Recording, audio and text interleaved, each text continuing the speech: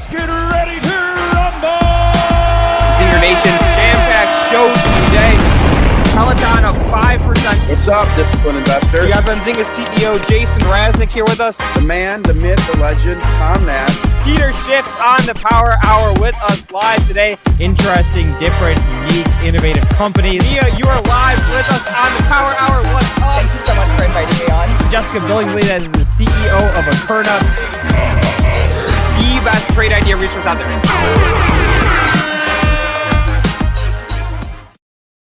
Yo, what's going on, everybody? Happy Tuesday.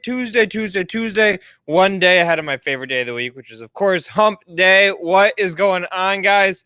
Happy trading, happy day, happy summer. Yes, we're summer solstice next week. Mark your calendar. I think it's on Sunday. But welcome to the Power Hour, everybody. My name is Luke Jacobi, and you are at the Trade Idea Show. This show, we are focused on delivering trade ideas. That's what we're going for, guys. So if we're not delivering on our promise, call us out. Tell us that we suck. You are empowered to do so. You got your little chat there on YouTube. Why don't we start today off? Drop in any tickers that you're looking at. If you have any stocks that are especially interesting, stocks that you're looking at, that you are trading today, drop us those names. We will check them out. We will take a look at them. And, of course, hit that like button on my list for today, my trusty list for today that I have for us to talk about. We're, of course, going to do AMC. We're going to do Lordstown Motors ride. While we're doing Lordstown, let's also cover some of these other high-flying auto names. I want to look at NIO, and I want to look at Tesla specifically. I want to dig into that Tesla option chain. We did a weekend session. We were looking at Tesla options for a second, so I want to close the loop on that. We're going to talk about DraftKings, and we're going to talk about carparts.com. That is what I have on my list, guys. The other tickers, drop them in the chat. So Torch, I see Torch in there, TRCH. Ford, we'll put Ford on the list as well. So boom. That's what today. Let's talk about the hot ones. DraftKings. I'm going to add Spencer Israel onto the stream with us here in a second. Spencer, what is going on, man? Hey, I think it was Thursday, maybe even Friday morning, I got my own little air horn, and I rang it on pre-market prep, and I did not get the same enthusiastic reaction. You got a lot of what the hells? I got a lot of please don't ever do that again. Boom. All right. Well, Spencer, rip it open with DraftKings. Ticker DKNG. It's down 4% right now. It was down 8% this morning. Hindenburg Research, favorite of the community to hate, came out against this stock. I know you read the report. Can you give us a little preview as to what they're talking about? Do people hate them? Because they're pretty hot right now. Do people hate Hindenburg or DraftKings? Hindenburg's pretty hot. Remember because they pop everybody's stocks. I think everybody hates them. Right, but so they nailed Nikola. They were right? They got Lordstown, which we'll get to, and looks like they were right on that too.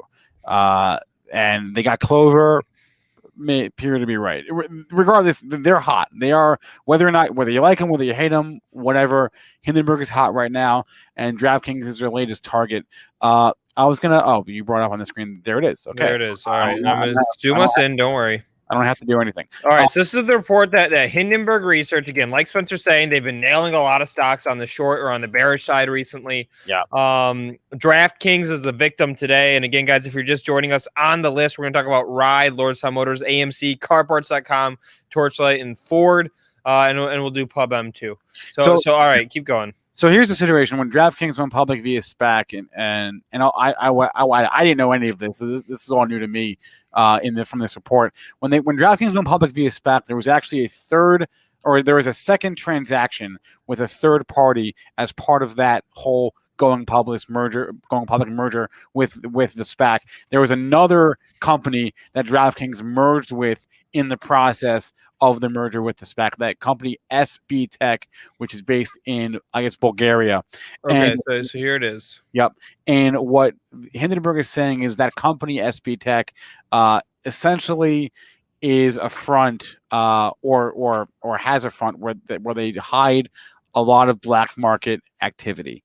And And that's essentially the crux of this report, is that SB Tech, and then by extension DraftKings, is a front for some black market illegal stuff.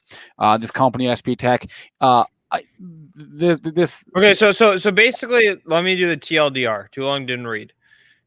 It was basically DraftKings merged with this Bulgarian company called SB Tech. yes. SB Tech is a front for some shady shit.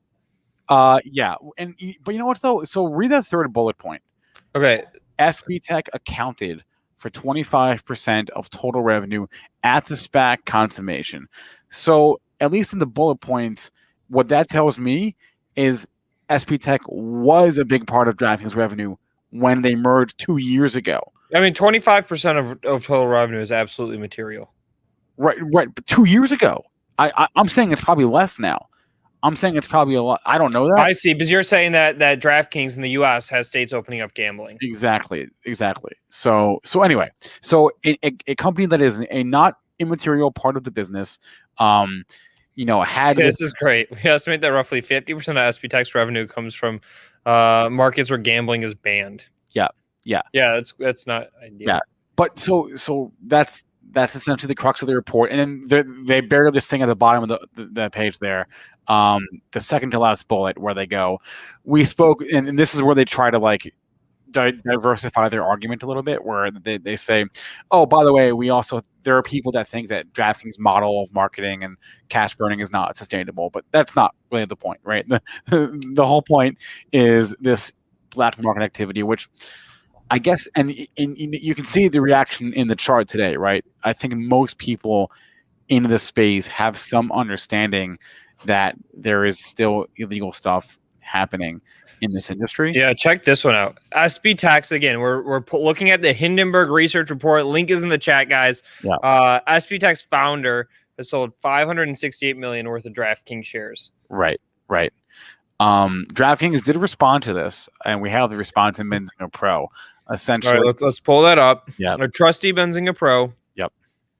And it's not a much of a response, but here, let's zoom this in. Right, but it basically just says, "Hey, we bought these guys. We did our due diligence. We're fine with it." Right. So, what stuck out to me when the report first came out this morning was it's a little bit different than some of Hindenburg's other reports, right? With Nikola and with Lordstown, they were saying these guys are frauds. There's no there there. These guys can't make the cars, the vehicles that they say they can. And this time they're not. Wait. So you're already hopping over to Ride now? No. Oh, okay. No. I'm saying this time they're not saying that. They're not going after DraftKings business model. They're not saying they don't have revenue. They're not saying that they can't make money. They're not saying anything like. They're not saying the guys at the top have no idea what they're doing and are complete buffoons. They're not saying any of that. They're just alleging illegal behavior, which is very different than saying. And maybe worse, quite honestly. Because incompetence can be fixed, I would say.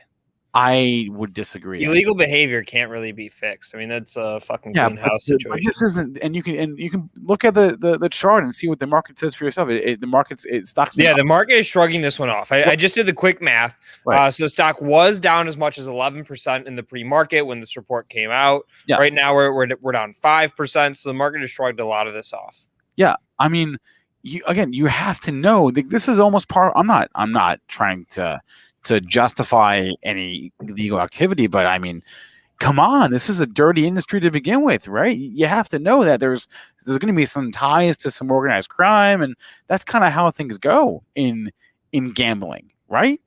I mean, to me, this does seem kind of like a nothing burger. Like, okay, so you're telling me nothing burger, okay? DraftKings bought a company. That company does some, as you say, shady shit, in other countries. Okay. I believe the report, but I also believe it's probably not that big a deal. That thing about SB Tech being 25% of revenue at the time of the transaction tells me that it's probably a lot smaller piece of the pie now.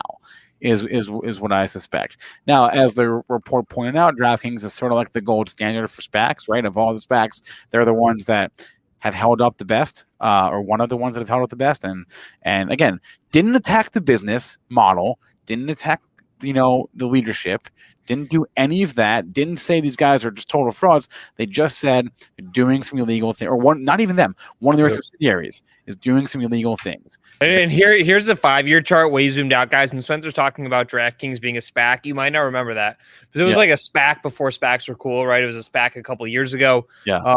And so here's a 5-year chart. The merger happened late 2019, early 2020. And you can see shares are holding up around $50 from that $10 merger price. Right. So I'm not trying to minimize illegal activity, but I kind of think, and the market seems to agree with me, that like this is not a long-term problem, I think. All right, so let's ask Zinger Nation.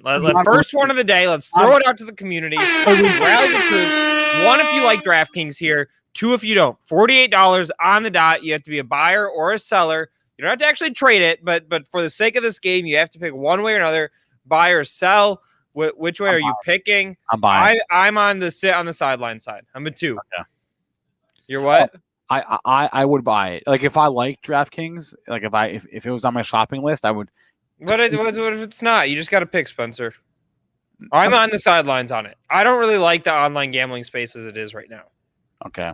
So the question raised in the last bullet point is interesting because it's almost like a throwaway. Like here's an entire page of bullets about all these illegal activities and blah blah blah. And oh, by the way, we several people we spoke with think that their model of cash burning on promotion and marketing to acquire customers is not a viable long-term strategy. But it's such a throwaway thing at the end that I don't know how seriously to take it. It seems like they're trying to just put their egg in a different basket. This report, honestly, as interesting as it is, and I'm not saying, and most of it's probably true. Not a big deal to me, honestly. Just not a big deal. All right, let's go over to the other hot ones. Let's do an EV roundup, and we'll throw Ford in that bunch too. But let's hit Ride. That's Lordstown Motors, ticker RIDE. You know I love my good tickers. Let's do NIO and Tesla as well. I want to look at the Tesla option chain and do a breakdown of the Tesla option chain, guys. If you're just joining us, this is the Trade Idea Show. We're about to go through some of the EV stocks. I'm potentially going to make a Tesla trade. We got to look at carparts.com as well. And then on the list out of the chat, we said Torchlight, Pubmatic are other ones that we'll take a look at. All right, Ride. Lordstown Motors. Here's a 1-year chart. Daily candles. Stock is sort of a disaster. Right on the news side of things, you had the going concern issue come out last week. So I'm going to zoom us in on this chart here. There it is. Boom. The company's auditors came out and basically said, hey, there's concerns that this company is going to remain solvent. That obviously hammered the stock. We saw it move from 13.5 down to about 11 or so when that day closed. And then on Monday, yesterday morning, we got news from the company that both the CEO and CFO resigned. A member of the board is going to be taking over the CEO position. Another executive is going to be taking the CFO position, and they're going to look for long-term management replacement. Spencer, where are you at with this one again? We had the going concern last week. Yeah. Stock gets hammered. Then you have the CEO and the CFO resign at the same day. That is bad news bears, in my opinion. The fact that the stock, let's go from before this going concern, right? Stock was at 1366, and let's run some quick math now. So we have 1366 minus 929.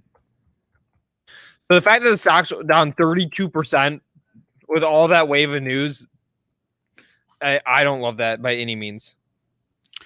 Yeah, I was a little bit upset because I was out yesterday, but I was up at like 7 a.m. and I saw the news hit, and I thought, damn it, I wish I was going to come on today because I'm sure they had fun. But here's the good news, all right? Silver lining, ready? If you bought Ride a month ago, you're up 50%. Okay. What's today? The 15th. Yep. If you bought Ride on May 13th, you could add it for $6. You're up 50% still. After all this, right? After going concern, after the CEO and the CFO resigning, company may not be able to. Let's take a look at that. While you're talking, I'm going to pull up that press release that they put out yesterday too. Yeah. So keep going. Yeah. So apparently, remember, guys, they're supposed to have this this investor / analyst week. It's next week, actually, at their Lordstown plant, the 21st to the 25th. That's right. Right. Oh shit! That's why they rallied the stock. I forgot about that. Yes, that's next week. That's still supposed to happen. Right. So that'll be interesting. But with all this bad news, you're catching a falling knife. But I'm looking for the silver lining here, and this thing had such a ridiculous run from May to June. I don't own it. I don't know why anybody would own it. If I did own it, I would stick it in a drawer and I would not look at it for 5 years. And either I lose all my money or it's a huge winner. There's really no in between there, right? All right, but what about a swing trade? What do you? I mean, if they cancel the event next week, then it's a disaster for the stock, obviously. Right. But if they have this event next week and they're showing off the products and people are taking pictures with them, and then the analysts are getting all fired up, I mean, that is a saving grace that shareholders have. Well, again, they have to be able to. They always said that Q4 they were going to be producing the endurance. That's what they said. Yeah. It seems to be that they still think they can do that. I don't know how they do that. If they don't have enough cash to begin with, or maybe they're going to raise more. I don't know. The two things don't make sense, right? How can you still be on track to make this car in the fourth quarter? But I sort of like this now that we have that event next week. I almost like this as a swing trade. Really? Okay. Do you have your out? Yeah, you have a level you're going to lean on? I mean, there's a gap to fill, right? Up to 10.5. On the downside, right? I mean, you've got 50% downside here before you have any sort of buying. Let's look at what I want to see where their cash is at. So balance sheet cash 587 million. That's a lot of cash. And can we also look at all right, wait, let's throw this one out to Zinger Nation too, guys. Ride, total disaster of a company right now. Lordstown Motors. Yeah. They had the going concern, CEO and CFO resign at the same time. Absolutely not a long-term hold, in my opinion, because of that reason. But they do have that event next week. So for the purpose of a swing trade only, if you had to pick it, long or short, drop it in the chat. 1, if you'd pick it long. 2, if you'd pick it short. Again, there's no abstaining. You're not Switzerland in World War II. You're picking one way or another. Let's go. Let's see where everybody's at on this. Boom. Also, all right. Steve Burns is getting a nice golden parachute, $750,000. So. That's my dream, guys. If you ever want to know what I aspire to do in life, it's to get fired and get $1 million severance package. Yeah, that's what I'm working towards. Yep. Hey, how about GM? I mean, I know GM is had other investments, but they invested in Nikola, or they tried to. They invested in Lordstown Motors, and 0 for 2 on that front. I know they have other stuff going on. I'm not crapping on them. I'm just saying it's the two most high profile investments. Lordstown and Nikola, it just blew up in their face. So I don't know. I'd also point out that we talk about this EV. I think GM is not exciting for the EV story. I'm going to say that. So think about the EV vehicles that GM is going to have rolling out. But I bought GM in February. Okay, so I have the brokerage account open. It's a bad day today, but let's look at it. Let's find GM in this list. Look at everything's fucking red today. All right. So unrealized on GM is 7.1%. That's our unrealized profit on the stock. We're sort of up on it. We bought it for the EV energy. Same thesis we bought Ford on. Ford's obviously been a strong outperformer. GM's been boring. Like we just said, we have that 7% unrealized profit in the live portfolio. Here's what they have rolling out on the EV front. Is they're going to have the Cadillac Lyriq, which is like a crossover electric Cadillac. And then they're going to have the Hummer EV as well. Both sort of novelty vehicles. I think it's time for me to close this GM position. I have no reason to own the stock right now. Well, what? Yeah, I have no reason to own the stock. What's the catalyst? There's no catalyst. The Right. catalyst was the EV pipeline. They have nothing to market. I thought they were going to come out with more vehicles. They haven't. It's stayed the same. Ford surprised us with like 19 vehicles, right? Electric F-150 out of nowhere. Boom. GM was expecting the same thing. They haven't. So they're not going to have any marketing dollars to spend on building energy around the brand. So I'm bombing out of this. I have no reason to own this stock anymore. Well, what about Ford though? Same thing, no? Ford's had like 19 products announcements this year. I know, and they're now spending money on them. I was talking to somebody at Ford, an insider at Ford, actually this weekend. That electric F-150, that announcement wasn't planned. They came out with that announcement because who's making the electric pickup? Spencer. So many people. Hyliion is doing one. Not Hyliion. Rivian. Rivian has one. I think it was Rivian. Lordstown's supposed to have one. So Rivian's the one that's on the horizon. Yeah. They came out with that announcement only so they could steal the light from Rivian, who's supposed to make an announcement later this summer. That's the only reason they did it. They were going to wait until next year to make that announcement. They jumped it early so that way they could own the conversation around electric pickups. Yeah. Okay. So Ford's been surprising the hell out of us, and then they're going to spend all these marketing dollars on it. GM, still nothing. And that's why I'm saying I just have no reason to own the stock right now. No, but my point about Ford was like, yes, they and my brokerage account won't even load for me to sell it. There we go. Had all these announcements, and now we're past it. That was my point. Okay. Right. So, but you're saying announcements be damned. You're in it for the actual production and sale of these vehicles, not the actual. Well, at this point, I'm selling calls against. Or Jesus Christ, my direct to brokers is all screwed up. I don't know how many shares I own. All right, so we'll have to figure out how we're selling GM in a minute here. Okay. But the energy into the brand and the marketing dollars that they're going to throw behind it. And then today, do you know what comes out today on the Ford front? No. Bronco SUV.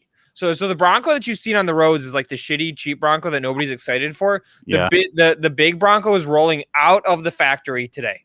Oh. So I don't know when it's getting to dealers, but they're coming out of the production line. The first one's literally today. And so what I'm doing for Ford position right now, guys, again, this is a stock that we've owned since the 8s, is I'm selling calls against the stock at the $16 strike. So I'm collecting a little bit of premium. I'm looking 2 weeks out. Best case scenario is that I just keep the premium from the calls. Great. Nothing happens. Worst case scenario is that I have to sell my shares of Ford for $16 within the next 2 weeks, which is something I'm fine doing. But I'm bombing out of GM, calling it a day. Okay. You do it right now, or do it after our guest? Or later? I guess we'll try to refresh my brokerage account now and see if we can get it to load. Are we shorting IBKR? Is that what's happening? Yeah, we own that one too. How many days do you wake up, look at your account, and be like, wait, I own this? I don't remember that. Too many times. I did a big let's pull up SPY really quick. Yeah. Whenever we had that last bout of SPY volatility, so I guess it was early first half of May, I cleared out a ton of stuff in there. A ton. Wait, Luke, did we open a position on Ride? We did not open a position right. All right, there it is. GM, we're selling. We're closing the GM position right now on the show. We made 7% over like 3 months. That's not great, but there it is. Boom, we're filled. Out 60, 53. Take the 7%. Hit it to the bank. We'll roll the money into the next one. Nice job. All right. Good trade, Luke. All right, and Spencer, AB has a big interview coming up in a minute here.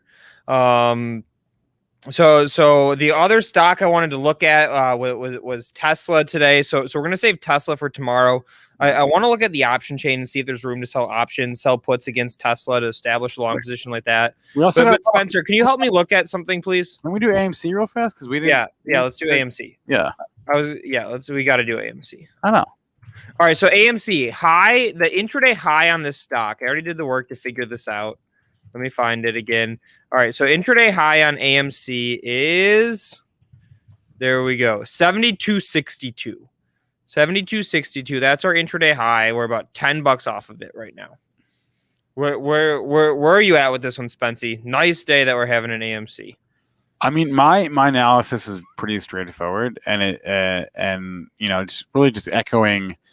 Dennis pointed out that Kramer said this as well, and I've been seeing it too. It's not a hot take. For whatever reason, there's all these Reddit stocks, right? And for whatever reason, GameStop and AMC are the only ones that can stay elevated, that can stay higher, right? Everything else, the move might last a day, it might last a week, but eventually it gives its gains back. Not those two for whatever reason. I don't know why. But you look at Wolf today, right? Wolf down almost 10%, right? That was a hot one yesterday. Yeah, CLNE is flat or in the red by a smidge, but that's well off. Those are daily candles we're looking at, guys. Right, well off the highs, right? AMC and GameStop, though off their highs, have just managed for whatever reason to just stay up there, and you can't bet against it as long as that's the case. You can't do it. You can't do it. And the new level to take out, guys, if you're looking at AMC, it's going to be the high of today. That's the next level to watch for. It's right around 64.50. That's what we're looking for in AMC. And let's throw, but before AB gets to his interview, let's throw one more out to Zinger Nation. Let's go. AMC, long or short, one long, two short. You have to pick one way or another. If I had to pick between the two, Spency, I would have hit it long. I know Jason Raznick is still in the stock. Where would you fall on? Long. First off, I wouldn't short long all day. Let's go. Yeah. Let's see where Zinger Nation. No, Zinger Nation is a lot of haters on AMC. Let's see where everybody's at. We asked when it had a down day on maybe Friday. I don't care if you think it's a failing business. How can you bet against it right now? It's at $61. How can you bet against this thing right now and not risk getting your face ripped off? I just don't see it. I don't see it. I'm sorry.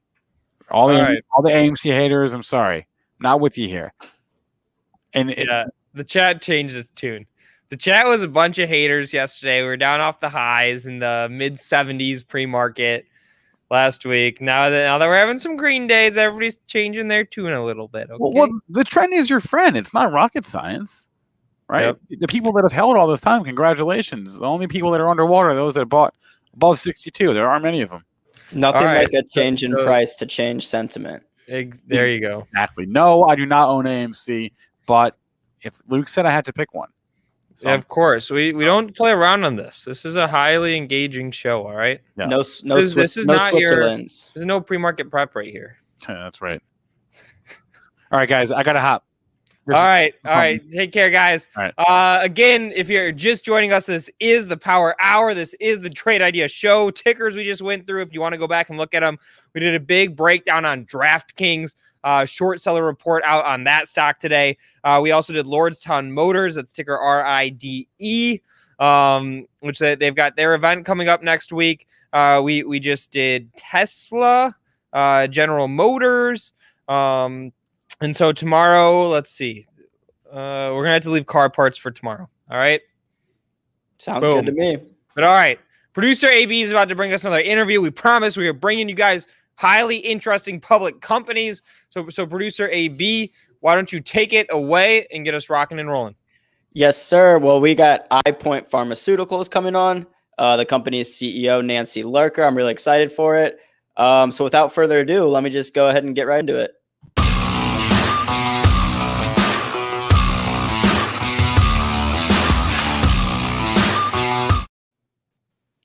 Nancy, how's it going? Great. Thank you for having me on. Really appreciate it. Oh, thank you for coming on. Thank you for taking time out of your busy day, to join us on the show. How is everything with you? We're doing fantastic. Company's doing well. Couldn't be happier with where our position is right now. Again, I can give a quick update. We had a very successful capital raise in February, and we just disclosed we have $138 million in cash on our balance sheet as of the end of March. The company is focused on ophthalmology, and we're a biotech company focused on delivering long-lasting drug therapy for very serious eye diseases. So that's where we are right now. We've got 2 drugs on the market that will be turning profitable this year. And then we've got our potential blockbuster in the pipeline, which is what we call EYP 1901. And that is a potential 6-month implant, bioerodible, one-time injection in the eye in the doctor's office. I know that may sound really awful to your viewers, but believe it or not, for these eye diseases, patients right now have to come in and get injected in the eye with a needle every month or every 2 months. No one wants to do that for the rest of your life. So the drugs that they're using are well-known drugs. They're very effective. The problem is these patients have to come in and get injected all the time. So the goal is get some drugs out there that require much less frequent injections into the eye. So our drug has the potential for once every 6 months. We're in phase 1.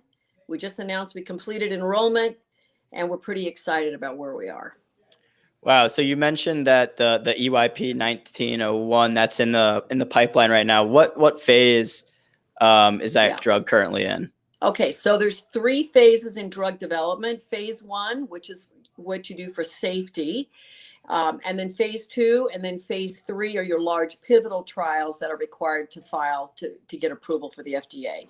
So right now we just entered phase 1. Now that may not sound like a lot for your viewers, but if you look at this space, a lot of stocks actually do quite well when you announce your phase 1 results, because unfortunately what's happened in this area, there are a number of companies looking into this area, and the problem is they've all faltered on safety data, not efficacy, but safety data. So if we're hoping we can announce, well, we'll be able to announce our phase 1 safety results with some efficacy results late this year is the goal. Now, we may come out sooner with some data. We don't know. We're evaluating that. Some companies are announcing data as the data rolls in. Phase 1 is what's called open label, which means it's not blinded. So we see the data on an ongoing basis. And, we may or may not release data a little sooner. We'll see. We haven't fully decided yet. I'll give a little teaser. One of the companies, Clearside, they just announced this morning phase 1 of just their first cohort. So cohort is your first group of patients on their low dose. They have 3 cohorts. It's the same as us. We have 3 cohorts. All 3 are enrolled. They just announced 30-day safety and efficacy data on just their first cohort. And they actually showed some good data. They went up 35% on the news. They've dropped back a little bit now today, but that's just on phase 1 data and just on 5 patients. So that's not a lot of patients to be announcing data on. But nevertheless, it's important because this is a huge area, and these drugs are potentially blockbuster drugs.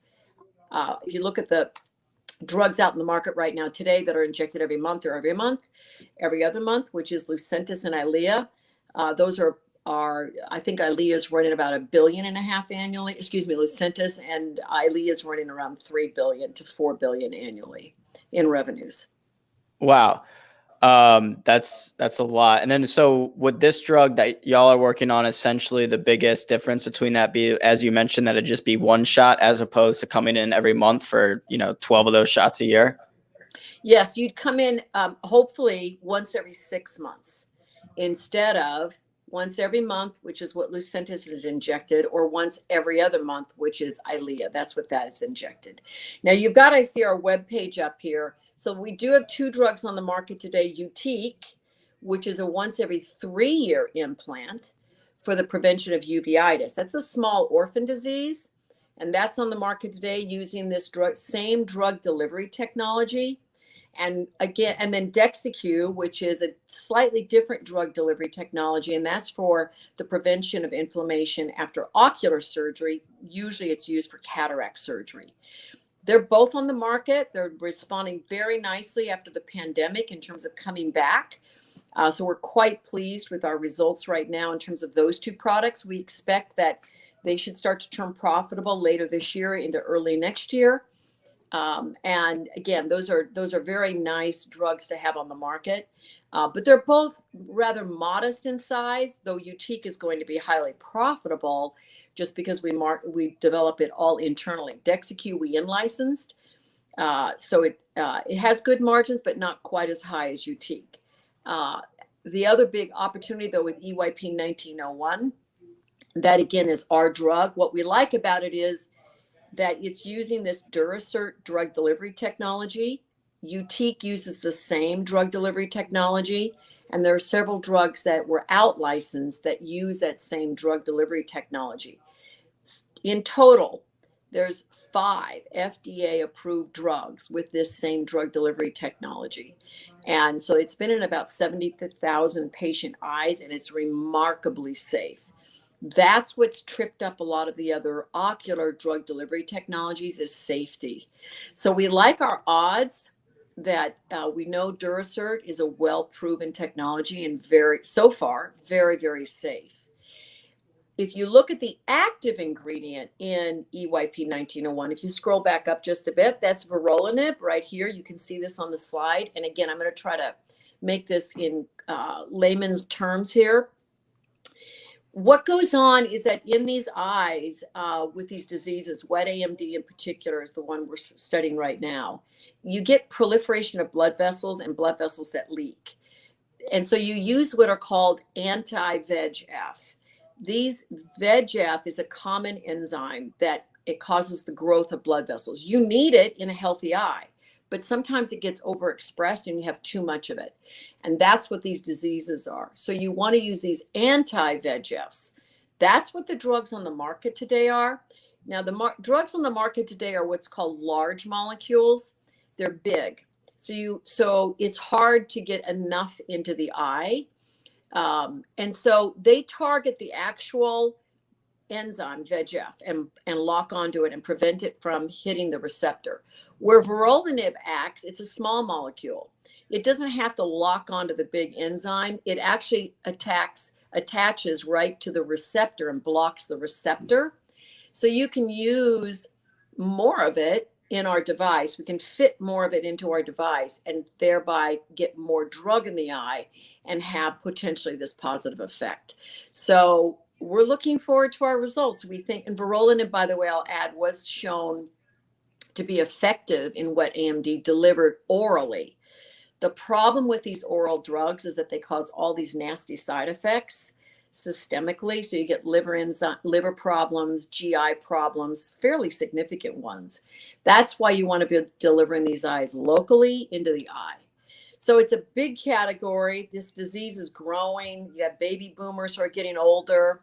And there's a lot of patients who need these drugs, and it's not going away anytime soon. So as I said, we really like our odds because we've got a well-proven drug delivery technology coupled with the active ingredient vorolanib, which has also been proven to work. Put the two together, we think we have good odds of having a potential blockbuster on our hands. Yeah, it sounds like a lot of exciting things, Nancy.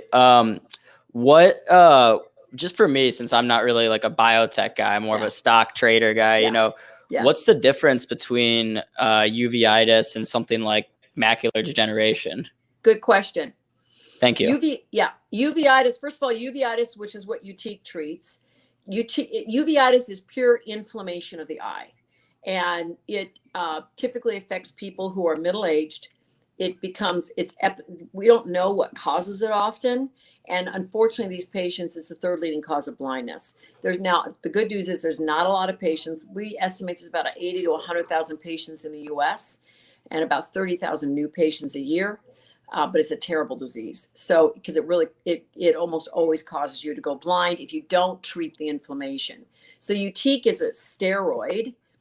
It gets injected in the eye. It lasts for 3 years because you can't predict when your eye is going to become inflamed, and it stops the inflammation. So it's remarkably efficacious. And again, you just have to go in potentially up to once every 3 years. Macular degeneration, it's a different disease. It's a combination of inflammation and this proliferation. So what you need, it's a dual, maybe even more mechanism of action in that disease. Steroids can work, but you really need to have an anti-VEGF as well to stop this proliferation of blood vessels. Got it. Yeah, that's really interesting. I'm glad that you're some of the question. I know. I'm just happy you're able to kind of put it in layman's terms in a way that I can understand it. Hopefully some of our audience can as well. Just real quick, last couple questions. So you mentioned earlier about the cash that y'all had recently raised. Do you have any plans as a company to raise more cash? Not right now. We got plenty of cash on our balance sheets, and we don't need it, and we don't intend to be raising capital we project we're good until at least the end of 2022. And of course, we're always looking at the opportunities for non-dilutive capital to come in, and there's different ways we could do that. So nothing's on the horizon to raise capital. Great. And then outside of, the 1901 drug that's in the pipeline, anything else that investors should kind of be looking forward to, maybe for the rest of this year, even further down the road in 2022? Yeah. So look, we really like where we are right now with the 2 drugs on the market and then EYP-1901. We're starting a smaller study this year with what's called YUTIQ 50, which is a 6-month implant for uveitis, which would be paired up with YUTIQ, which is the 3-year implant. And then we are potentially looking at initiating a phase 1 study in diabetic retinopathy and what's called retinal vein occlusion. These are both, again, eye diseases that need anti-VEGF therapy.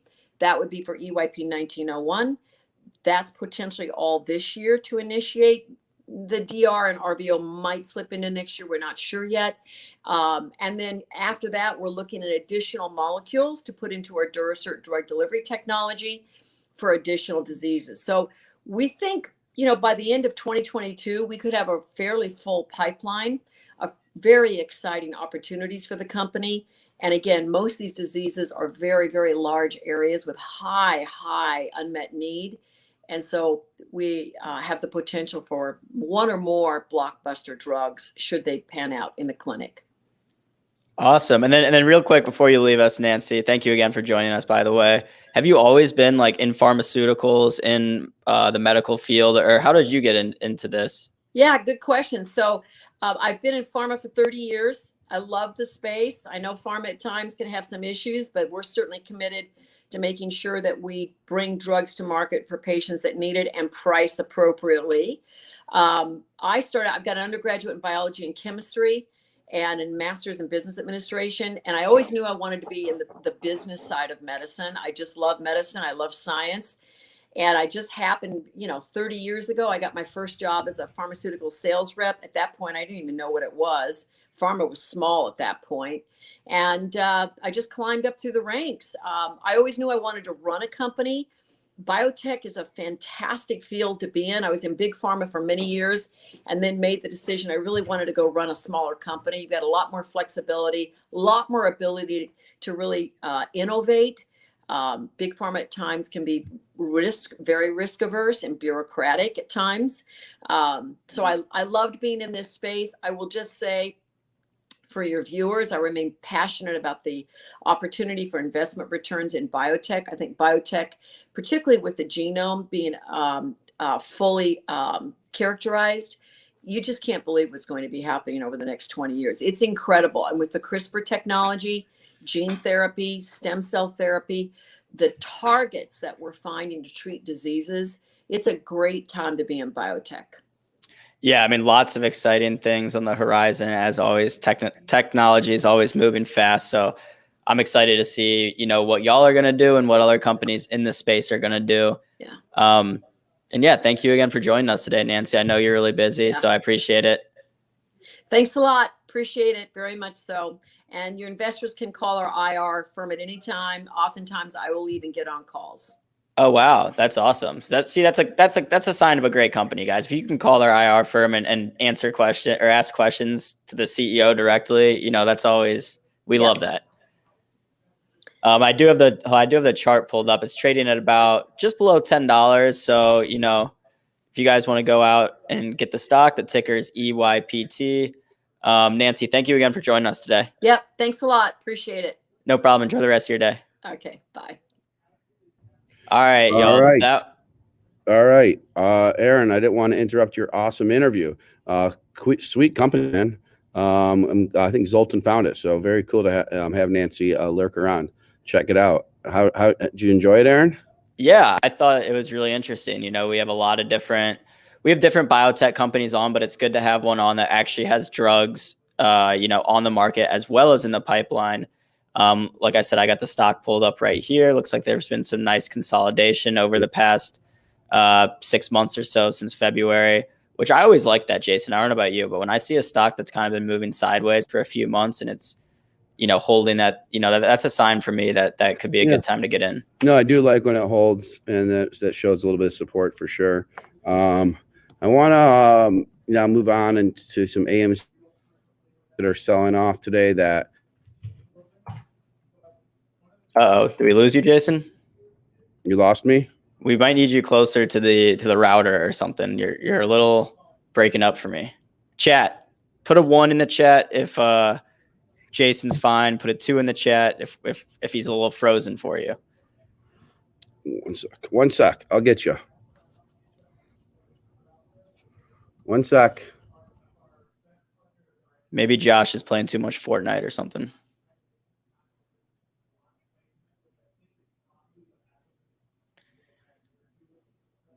So we do AMC. I mean, look, it's up another 5% today. I mean, there was a small sell-off we had a couple days ago, but this has been a wild ride for AMC.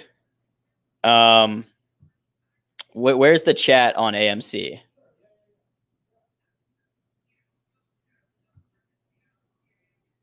Oh, wait. Let me refresh myself.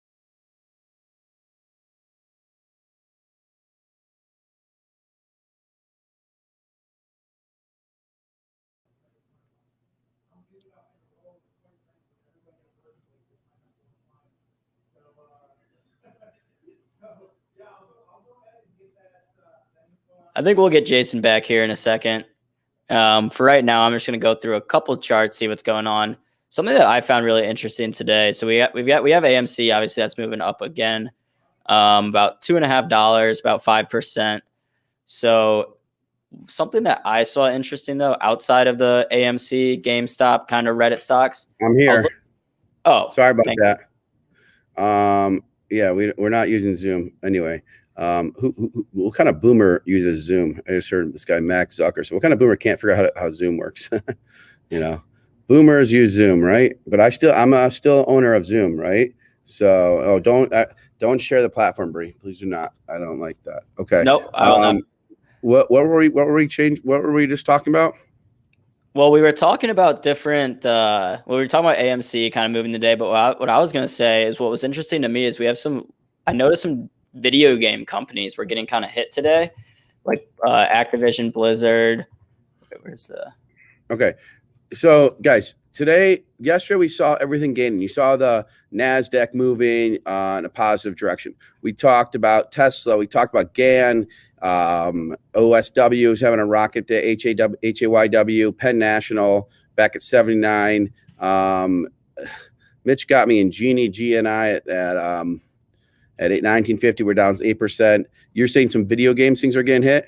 Well, look, okay, here's what I want to show you right now. So look, we have Activision. Can you see this? Can you see my screen? It's down 3.8% today. Yep, I see it. Almost 4%. All right, let's go to Take-Two Interactive, another big video game stock. This one's down about the same, about 3.5%.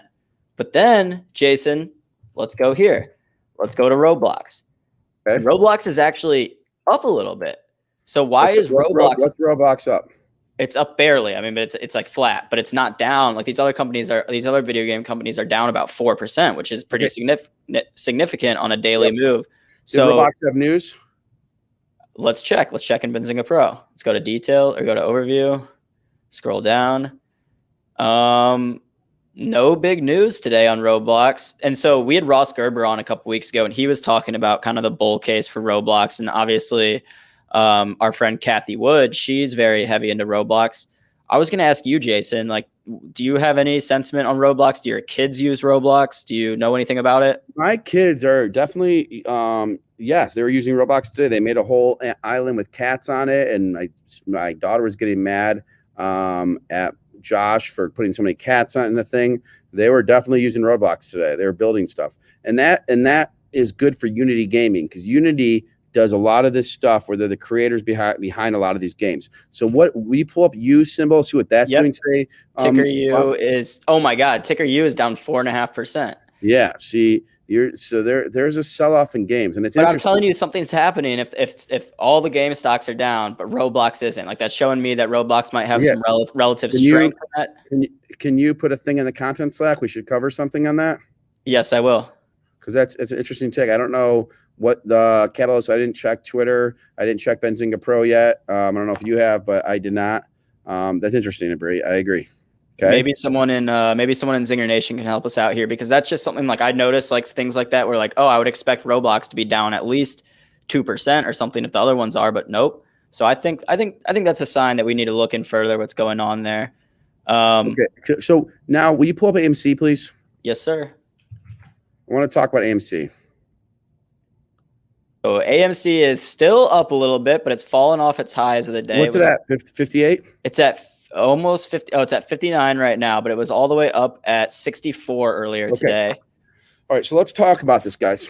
So people aren't talking to me about holding and everything. So there's a theory going out there, not just AMC, but any stock. If everyone holds the stock, then the stock can't fall, right?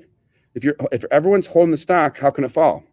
Right, Aaron? Do you get it? Yeah. So if you just hold the stock and there's no selling, then, it doesn't fall. That's just a theory out there, and maybe some people buy it, right? And that can be applied to any stock. The issue where that doesn't always work is that there's index funds.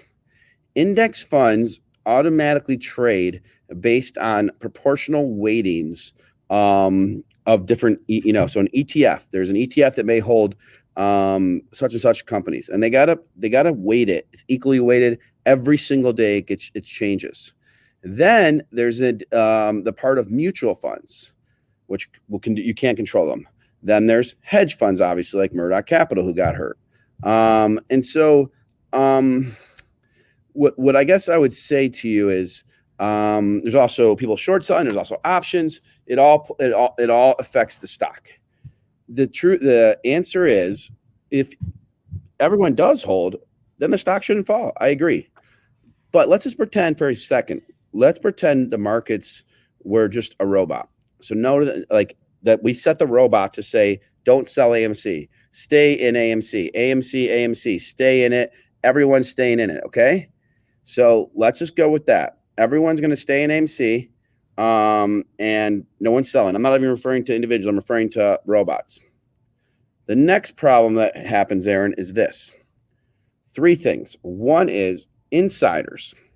And sometimes not even insiders, but people close to the company have options or equity in the company that expires over time. Meaning, I'm not referring to the strike price of the options. I'm referring to some of that stuff can go worthless if you don't sell it.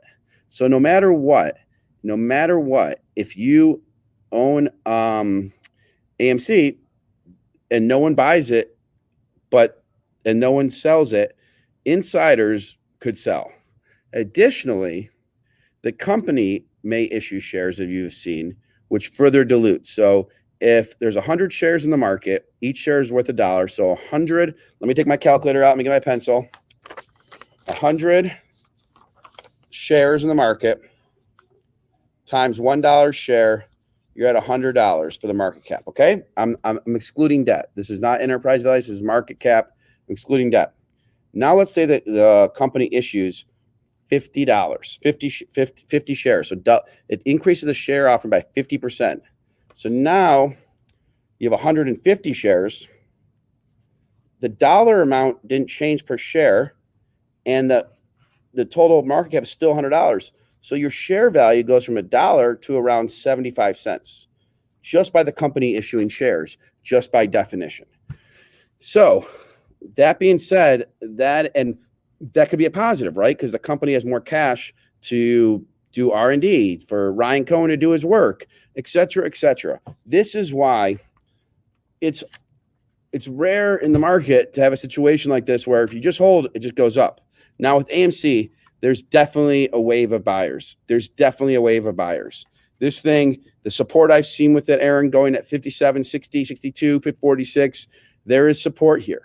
Okay. I'm biased, by the way. I own shares at AMC. So I'm talking my book a little bit, so I want to be clear on that. I'm not saying for you, they're saying AMC can't issue more shares. Okay, so AMC isn't approved for further dilution, but AMC could announce a new offering. They could put a thing out there. They have total control over that. I mean, that's that's a misnomer. They always can do that. I'm not talking AMC down. I'm just saying to you, we all hold the line, HODL, right? We could be hurt by some insiders. That's all I'm saying to you guys. That's it. I mean, I've been in these things where companies have a huge support, like crowd loves the company, and things change. I have to say this, Aaron, I do like the CEO of AMC. I think he's smart. I think he's witty. I think he sees the forest through the trees. But as listeners to the Zinger Nation Power Hour, the most profitable show in the nation, the most profitable show for its listeners in the nation, we say do your own due diligence. But that's the story. Could AMC be at 70 next week? Sure, it can be. Could it be at 90? Absolutely, it can be. Over time, though, so we're in the month of June. Come August, September, there's going to be insiders that'll have lockup, or they'll have to sell shares because those shares will go worthless. So that's the stuff you have to be mindful of, because I don't know what the insider holding is. I got to look at that data, but I it could be helpful. Zoltan, I don't know what you're talking about. Adam, who's great. Who's Adam, guys? I think he's referring to the CEO. Okay, so Zinger Speak, guys. We have a speak thing. We do like no pronouns. We try to be clear who we're talking about, so we know what we're talking about. So I said the CEO of AMC. I didn't know his name. Zoltan appears to know his name. Adam Aaron. Yeah. So then just what'd you say? His name's Adam Aaron, actually.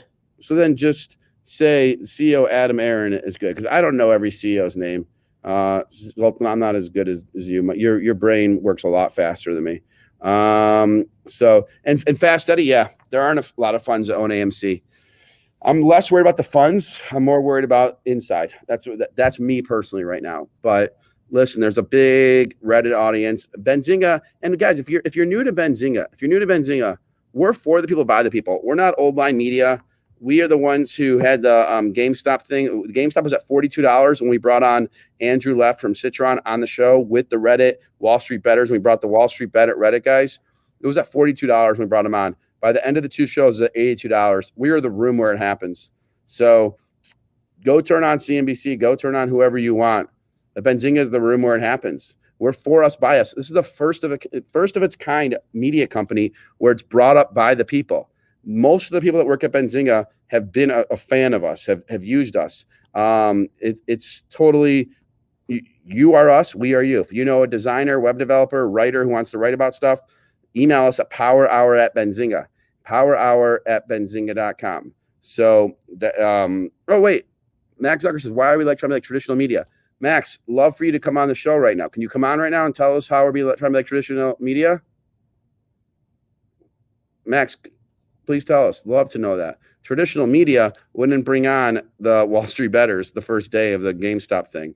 That's why we were the number one place where everyone went to, and everyone was saying how our interviews were night and day to where else where you would see. And if we were being like traditional media, we wouldn't be in business. We'd be out of business, Max. So, about 110 people that work here, and we believe the media are dinosaurs. And the way we do information is completely different. I think people have not that much time, so we try to give you as much utility in a short amount of time as possible. We give you the facts, and then we give you the information and let you decide.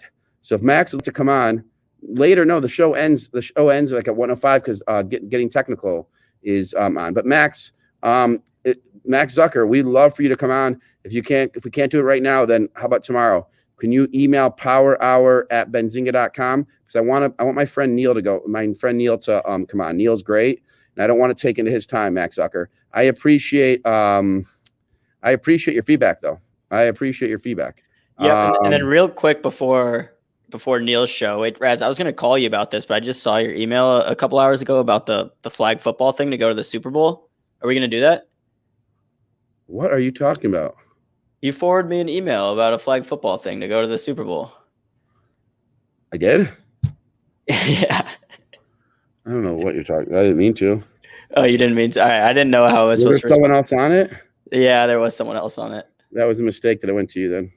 Okay. It was someone Jones else was on it. Yep. It's supposed to go to Brian Layden. Okay. So I just ignore it. Yeah, she took him off it. You know, people respond back and they take the person off it. That's just what I can't stand that, and that's what happened. Okay. Well, I'll just ignore it then. I didn't know. Yep. Okay. Max Zucker now or tomorrow around this time, 1:45 or something, or 12:45. Hey, 12:45. David Chalmers, I'm not selling BTN. I think we're just on a day of selling today, unless there's some news I'm not aware of. I'm keeping my BTN. I'm down some decent cash on it today, though. Thank you for asking. And sorry that you're down today if you are. And Max, good What? luck with your. I was just telling Max, good luck with his situation that he's got going on right now. We will be back tomorrow at noon Eastern. Never miss. Guys, if you like guys, making money, let's. Aaron Bree doesn't pump it up enough. Let's pump it up, guys. Let's have some fun. Go check out Neil. Tell us how we can do better. This is Zinger Nation. It's not about us. It's about you guys. So you tell us. Yes, AMC is now moved down. No, AMC is still up, right? Yeah. I don't know if the person's putting fake news in. We don't like fake news at Benzinga. No fake news. So join Benzinga Pro. See in the chat. Thank you guys for your support. King Cyrus, everyone. I see those comments. You guys are the best. Max P, Fast Eddie, you guys are the best. peace and love, y'all. We'll be back tomorrow at noon. Let's go, James Deal. If you want to come on and host a show, you have energy. If you have energy, come on the show. Peace and love. Go to Neil. All right, we're going to get technical with Neil. If you want to see some technical analysis of AMC, GameStop, all your favorite stocks, we're going over there with Neil Hamilton. It will redirect you automatically. And as always, we will be back tomorrow at noon Eastern for another episode of Power Hour. If you like trade ideas, you like making money in the market, come here. Don't miss any shows on Benzinga. Peace and love, y'all.